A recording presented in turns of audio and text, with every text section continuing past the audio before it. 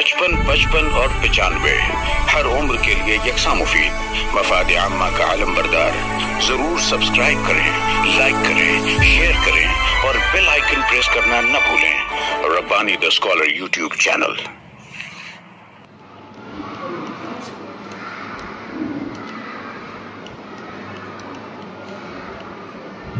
Ashoka CCA hospital पिछले महीने मालेगांव से एक टीम बस की शक्ल में करीब 40 से 50 डॉक्टर्स, लेडीज और जेंट्स की तादाद में वहाँ पर शामिल हुए। उनकी हॉस्पिटल की तामीर और उनकी मेहमान नवाजी के हम बहुत मशहूर हैं। उनके हॉस्पिटल की तामीर और जदीद जो है वो काफ़ी शानदार है। मेरी तमाम लोगों से गुजारिश है कि कभी नासिक जाना होता है इस ज़िले में तो एक बार ज़रूर अपने नवाज भाई को फ़ोन करके हॉस्पिटल विजिट ज़रूर करें। डॉक्टर हजरात जो हैं जो बतौर गेस्ट लेक्चरार हैं वो आ रहे हैं चंद मिनटों में, फिर बाकायदा प्रोग्राम का आगाज़ किया जाएगा। उस वक्त खाने में मसरूफ़ लेडीज़ डॉक्टर से गुजारिश है कि वो जल्द से जल्द अपना खाना खत्म करके अपनी नशिस्त संभालें।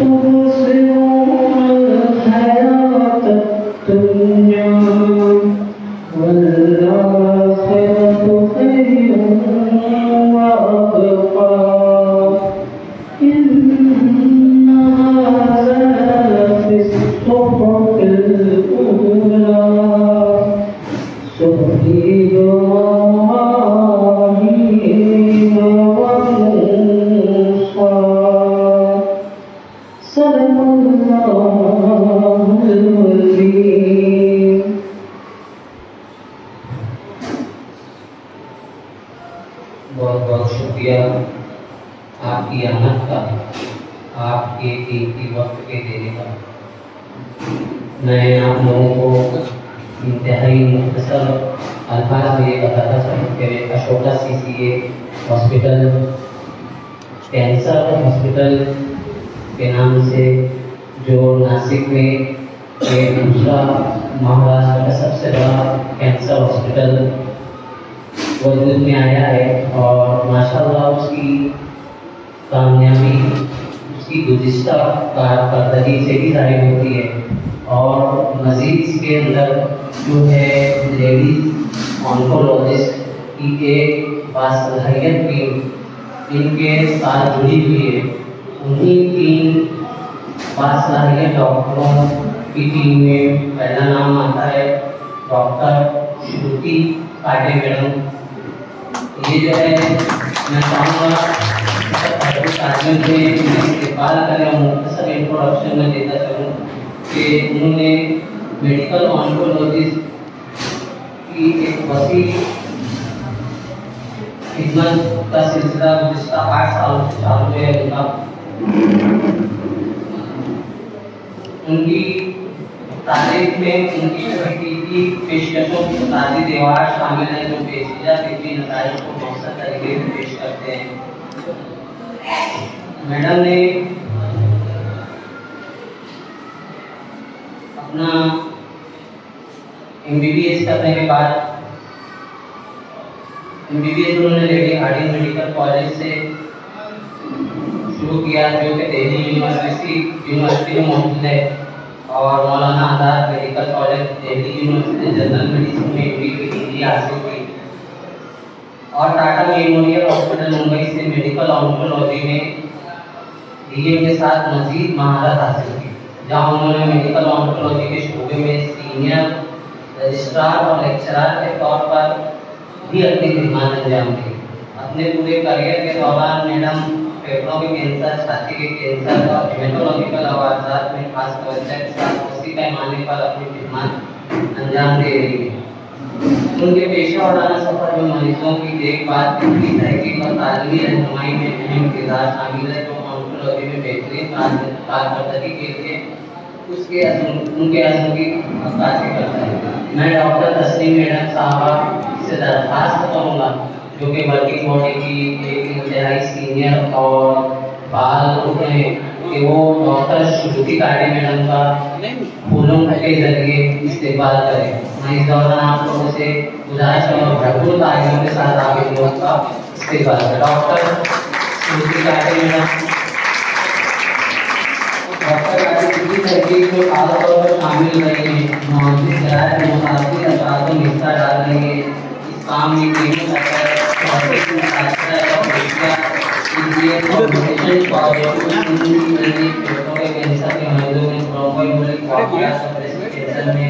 दिमागी मेटास्टेसिस के साथ तशखीस के अवामिल शामिल हैं।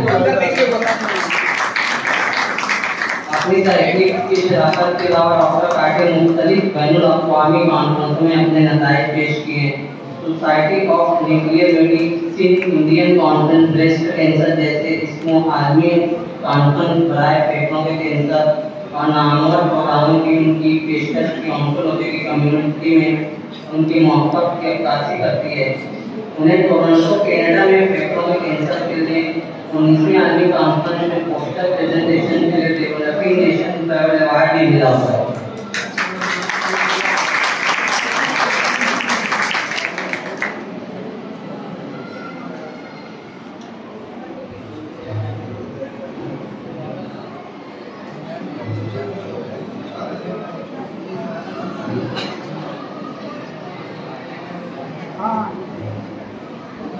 अब मैं डॉक्टर श्रुति काटे मैडम से दरख्वास्त करूँगा कि वो अपने जो स्पीच है, जो अपना लेक्चर है, वो आप लोगों के सामने पेश करेंगे। शुक्रिया।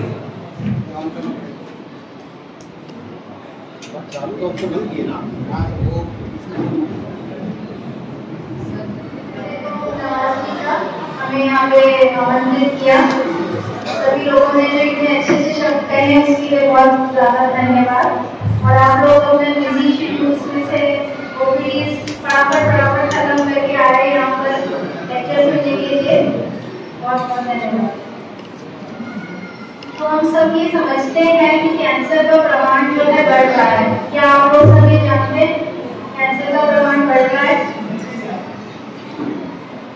और बढ़ ही नहीं रहा है, हम ज़्यादा ऐसे पेशेंट लेते हैं जिनकी उम्र कम है, तो इसीलिए और ज़्यादा ज़रूरी हो गया है कि हम कैंसर का जो डायग्नोसिस है, निदान जो है प्राथमिक टप्पे पे करें, जल्दी करें, इनिशियल स्टेज पे करें ताकि वो पूरा ठीक हो जाए। तो ये बहुत ज़रूरी है समझना कि कैंसर को हम जल्दी डायग्नोसिस कैसे कर सकते हैं। अगर हम देखें तो स्त्रियों में, महिलाओं में सबसे प्रमुख कैंसर जो है वो ब्रेस्ट कैंसर है, स्तन का कैंसर है। उसके बाद सर्विक्स का कैंसर, मतलब जो गर्भाशय होता है उसका जो मुंह होता है सर्विक्स, उसका कैंसर। तो इन दोनों कैंसर के एटलीस्ट मतलब हमें कम से कम इन दोनों कैंसर के तो साइंस एंड सिम्टम्स यानी लक्षण जो होते हैं हम सबको पता होने चाहिए। और हमें अपने घर में जो अपनी बहनें हैं, बुआ है, मासी है, अपनी दोस्त है, सबको इन लक्षणों के बारे में बताना चाहिए, क्योंकि सबसे ज्यादा डिले जो है कैंसर के डायग्नोसिस में इसलिए होता है कि स्तन में गांठ होती है, हमें पता है, पर हमें ये नहीं पता कि कैंसर भी हो सकती है। इसी वजह से जो 3-4 महीने, 6 महीने और कई बार साल निकल जाता है तो स्टेज बढ़ जाती है। और जैसे जैसे स्टेज बढ़ेगी पूरी तरह से ठीक होने का चांस जो है वो कम हो जाएगा। किसी भी कैंसर को अगर हम जल्दी जानना चाहते हैं, जल्दी डायग्नोसिस करना चाहते हैं, तो एक तो हमें लक्षण पता होने चाहिए, हमें पता होना चाहिए, हमारे डॉक्टर को पता होना चाहिए कि ये लक्षण जो हमारी पेशेंट बता रही है वो कैंसर का हो सकता है। दूसरा है कि स्क्रीनिंग टेस्ट, मतलब अगर मुझे कोई लक्षण नहीं है तो भी मैं कुछ टेस्ट करके पता लगा सकती हूँ कि मेरे शरीर में कोई कैंसर तो नहीं। तो ऐसे कुछ टेस्ट होते हैं, हर कैंसर को तो नहीं हम पहले डायग्नोस कर सकते, लेकिन एटलीस्ट ब्रेस्ट कैंसर को, सर्वाइकल कैंसर को हम स्क्रीनिंग करके, पैप्समियर टेस्ट करके, मैमोग्राफी करके हम पहले पता लगा सकते हैं। हमें कोई लक्षण आता है और समझता है उससे पहले। और तीसरी चीज रेफर टू द एक्सपर्ट, जो मैंने पहले बताया, कि हमें पता भी लग गया कि मुझे कैंसर है, कभी हम घर में बैठे हैं तो एज अ फिजिशियन आप पे पेशेंट बहुत ज़्यादा ट्रस्ट करता है। आप उनको समझाएंगे कि नहीं, आपको घर पे नहीं उठना है, आपको तुरंत जाके टेस्ट करना है, क्योंकि काफ़ी बार हमारे पेशेंट जो है डर जाते हैं ये सोच के कि डॉक्टर के पास जाएंगे तो कैंसर बता देंगे, लेकिन वो कैंसर कब बताएंगे, जब कैंसर होगा। तो डॉक्टर तो हमें लक्षण क्यों हो रहे हैं उनको बता के, टेस्ट करके, कंफर्मेशन करके बीमारी के ट्रीटमेंट के बारे में बताते हैं। और जितनी जल्दी हम ट्रीटमेंट स्टार्ट करेंगे कैंसर को बढ़ने से हम रोकेंगे। तो रेफर टू द एक्सपर्ट बहुत जरूरी है। इंडिया में खास करके बहुत सारी महिलाएं जो है टाइम में ट्रीटमेंट स्टार्ट नहीं कर पाती हैं, बहुत सारे कारण होते हैं, और सबसे प्रमुख कारण डर भी है और शर्म भी है। क्योंकि अगर मैं स्तन के बारे में बात करूँ, स्तन के गांठ की बात करूँ, तो आधे लोग जो इधर देखना जान करते हैं। ये बहुत जरूरी है कि हम वो शर्म थोड़ी साइड में रखें, क्योंकि ये बीमारी है कि पूरी ठीक हो सकती है, इस बीमारी से जान चली जाती है अगर हम ट्रीटमेंट सही नहीं करते तो, और हम पूरे ठीक हो सकते हैं अगर हम ट्रीटमेंट सही कर लेते हैं। बहुत फर्क है। जैसे मैंने बताया स्तन के कैंसर का प्रमुख लक्षण है स्तन में गांठ। वैसे ही जिस अवयव में गांठ होती है या कैंसर होती है उससे रिलेटेड कुछ सिम्टम होते हैं। जैसे सर्वाइकल कैंसर के अंदर अगर मेंसेस पीरियड्स के बाद ब्लीडिंग होती है, या संभोग बनाने के बाद, संबंध बनाने के बाद ब्लीडिंग होती है, या महीने एक बार पूरी तरह से रुक जाने के बाद ब्लीडिंग होती है, जैसे पोस्ट मीनोपॉजल ब्लीडिंग करते हैं। मीनोपॉज आ गया, महीने रुक गए, उसके बाद अगर ब्लीडिंग हो रही है तो वो हमेशा नॉर्मल है। उसका कारण क्या है हमेशा देखना चाहिए। तो सभी प्रांतों में कैंसर का प्रमाण बढ़ रहा है, पर खास करके ये जानना बहुत जरूरी है कि इवन शहरों में डायग्नोसिस बहुत लेट स्टेज में होते हैं, स्टेज 3 के बाद ही डायग्नोसिस होते हैं। तो हमें इस चीज़ को बदलना है, हमें डायग्नोसिस अर्ली स्टेज में चाहिए। डायग्नोसिस अर्ली स्टेज का मतलब क्या है? मतलब बीमारी का प्रमाण। आप देखते हैं जैसे जैसे स्टेज बढ़ रही है, मैम ये जरा आगे दीजिए, एक कैंसर का प्रमाण है। और हम क्यों चाहते हैं कि जल्दी डायग्नोसिस हो? क्योंकि जैसे जैसे स्टेज बढ़ रही है, जो बाढ़ है उसकी हाइट छोटी हो रही है, हमारी लाइफ छोटी होती जा रही है।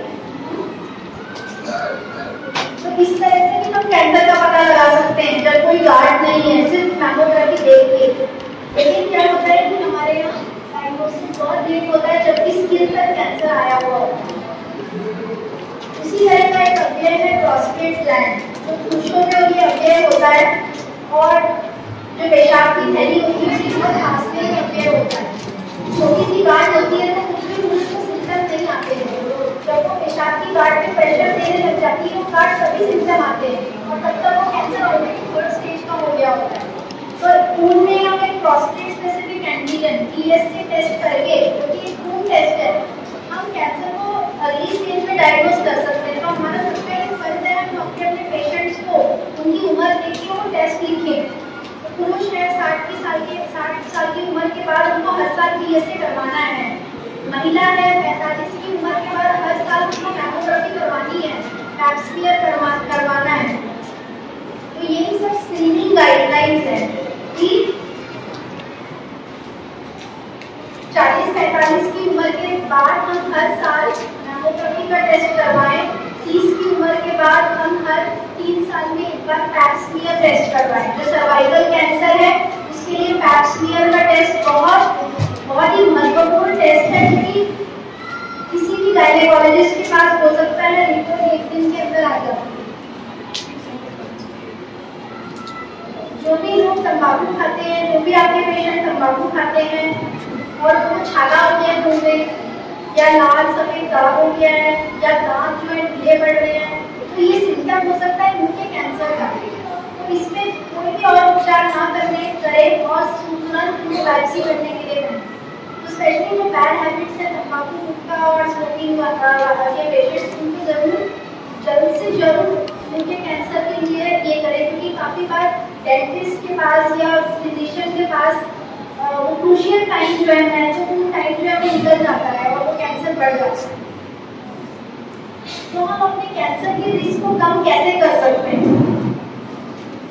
ऐसा कोई है जिसे लगता है कि हमें कैंसर नहीं हो सकता, क्योंकि फैमिली हिस्ट्री नहीं है? ऐसा कोई है जिसको लगता है कि मेरे तो मोहल्ले में कैंसर नहीं है, मुझे तो होगा ही नहीं?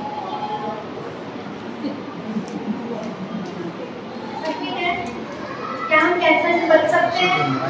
ऐसा लगता है शायद बच सकते हैं, लेकिन हर किसी को सचेत रहना जरूरी है, क्योंकि अगर हम ठीक है तो हमें स्तन का कैंसर हो ही सकता है।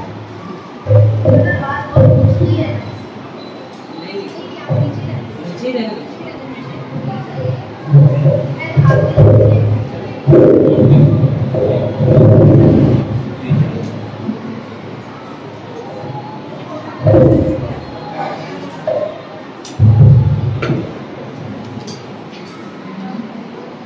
तो जो भी हम लोग हैं ऐसा समझते हैं कि फैमिली हिस्ट्री नहीं है, तब भी हमारी उम्र जो है वो बढ़ रही है। और अगर हमारे शरीर में वो ऑर्गन है, जैसे पुरुषों में प्रोस्टेट, महिलाओं में स्तन, तो उसमें कैंसर होने की संभावना जरूर है।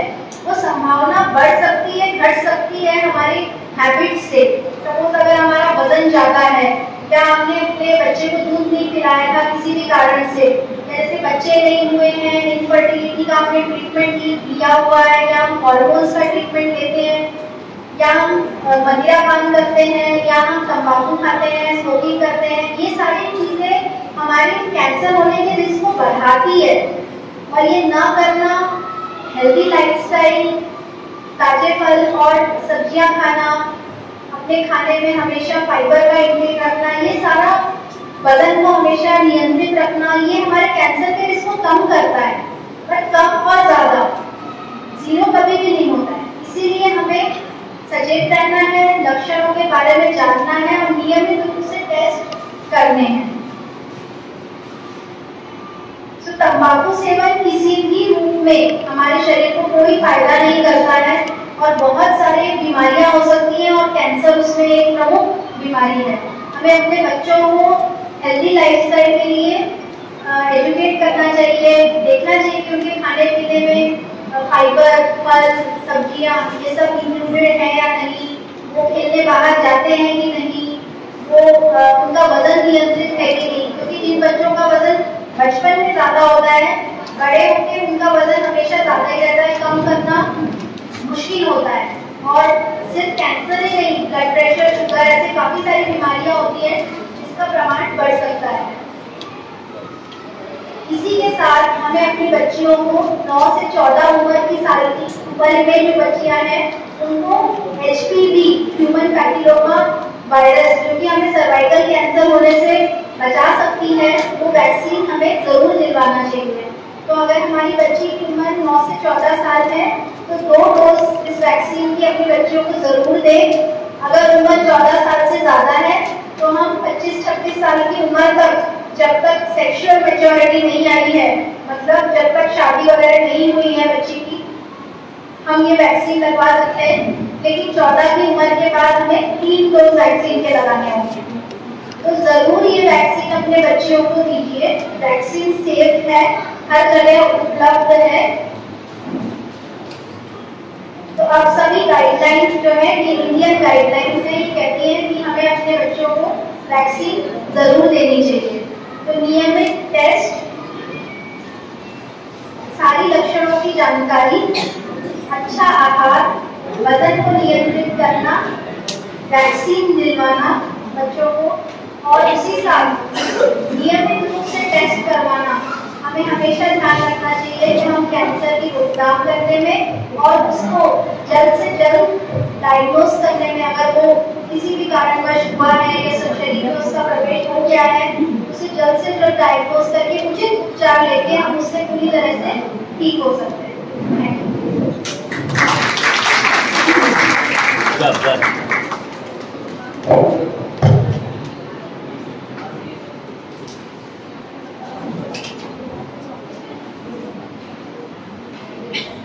बचपन और 95 हर उम्र के लिए यकसा मुफीद।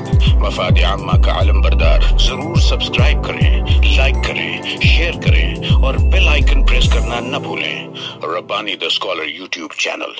Rabbani the scholar YouTube channel इल्मी, अदबी, दीनी, बिल्ली, समाजी, सकाफती, तहजीबी, फलाही, तिब्बी, फन्नी, माशी, तिजारती, माशरती, इंतजामी, इनकलाबी, तहरीकी, तहकीकी, तकनीकी, तफ्तीशी, तामीरी, तालीमी व मालूमाती यूट्यूब चैनल जरूर सब्सक्राइब करें, लाइक करें, शेयर करें और बेल आइकन प्रेस करें। Rabbani the scholar YouTube channel.